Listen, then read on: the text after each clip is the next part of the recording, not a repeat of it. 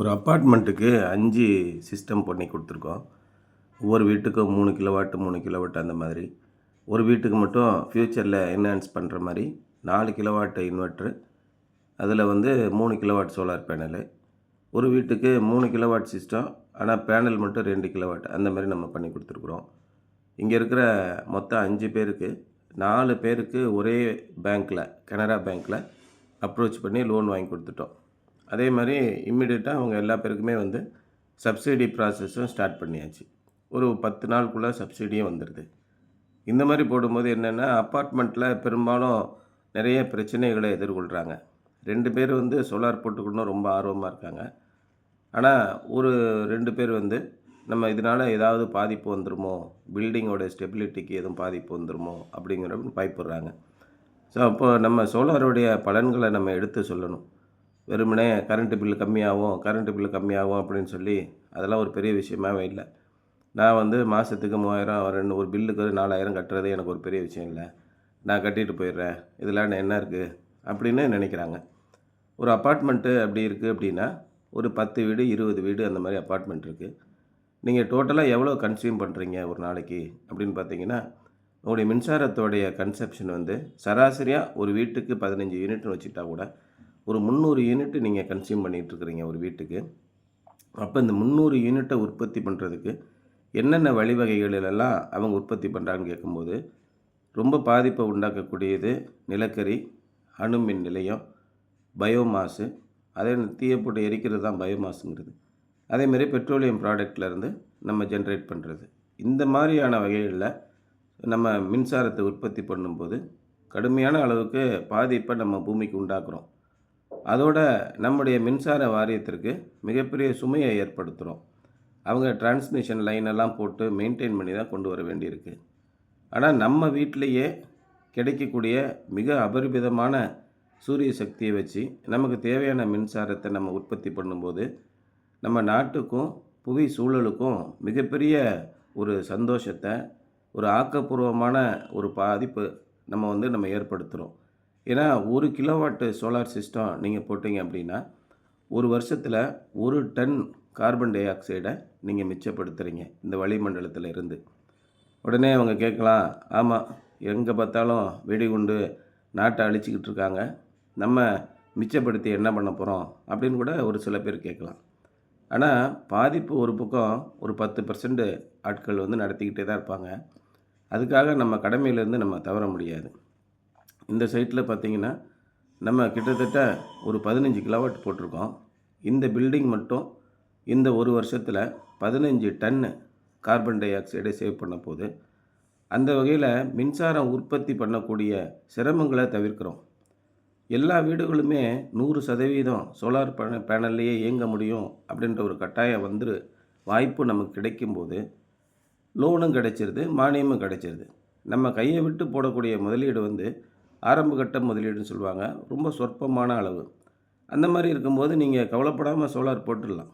எல்லாருமே அப்பார்ட்மெண்ட்டில் இருக்கிற எல்லாருமே நீங்கள் இதுக்கு நல்ல ஒத்துழைப்பு கொடுங்க. இதனால் எந்த விதமான பாதிப்பும் இல்லை. ஆனால் நீங்கள் யோசிக்கிறது ரொம்ப ரொம்ப நல்ல விஷயம். சாதக பாதகங்களை யோசனை பண்ணி தான் நம்ம எந்த விஷயத்தையுமே செய்ய முடியும்.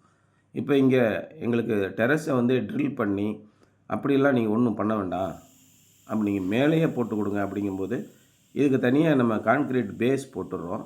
எந்த விதமாக சீலிங்கை நம்ம டேமேஜ் பண்ணாமல் செல்ஃப் சப்போர்ட்டுன்னு சொல்லுவாங்க, அந்த மாதிரி சீலிங் மேலேயே 2 அடிக்கு 2 அடி கான்க்ரீட் போட்டு அதில் பண்ணி கொடுத்துட்றோம். அப்போ உங்களுக்கு பில்டிங்கோட ஸ்டெபிலிட்டிலேயோ அதோட கன்ஸ்ட்ரக்ஷன்லேயோ எந்த விதமான இம்பேக்டும் நம்ம கொடுக்கறதில்ல.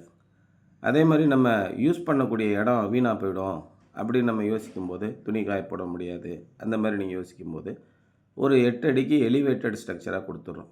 10 அடி போடுங்க அப்படின்னு சில பேர் சொல்லுவாங்க. ஆனால் 8 அடிக்கு ஒரு 6.5 அடி அந்த மாதிரி நம்ம போடும்போது சாதாரணமாக ஒரு ஸ்டூல் வச்சு உங்களால் ஈஸியாக க்ளீன் பண்ண முடியும். இந்த சோலார் பேனலில் ரொம்ப முக்கியமான பராமரிப்பு அப்படின்னு நீங்கள் வரும்போது, நீங்கள் சோலார் பேனல் வாங்கிட்டீங்க, இது நீண்ட நாள் எப்படி உழைக்க செய்கிறது அப்படின்னா, இதில் டஸ்ட்டு பிடியாமல் பார்த்துக்கிட்டிங்கன்னா நீண்ட நாள் கட்டாயம் உழைக்கும். நாங்கள் பல இடங்களில் இந்த சோலார் பம்பிங் சிஸ்டம் போடும்போது தான் அதோடய எஃபெக்ட் நமக்கு ரொம்ப கிளியராக தெரியும். ஆன் கிரிட் ஆஃப் கிரிட் போடும்போது கூட இன்றைக்கி மேகமாக இருந்தது, அழுக்காக இருந்தது, ஓடலை அப்படி இப்படின்னு ஏதாவது சொல்லிடலாம். ஆனால் பம்பிங் சிஸ்டம் போடும்போது தண்ணி வந்தாகணும் விவசாயிகளை பொறுத்த வரைக்கும். அதில் வந்து நீங்கள் தூசியாக இருக்குது அப்படிலாம் சொல்ல முடியாது. ஒரு சோலார் பேனல் போட்டு ஒரு பம்பிங் சிஸ்டம் போட்டிங்கன்னா ஒரு 10 வருஷம் குறைஞ்சபட்சம் நல்லா ஃபோர்ஸாக ஒர்க் ஆகும். அப்படி இருக்கும்போது சோலார் பேனலை நீங்கள் க்ளீன் பண்ணி வச்சிங்கன்னா மிக நீண்ட காலத்துக்கு சோலார் பேனல் நல்லா வேலை செய்யுது.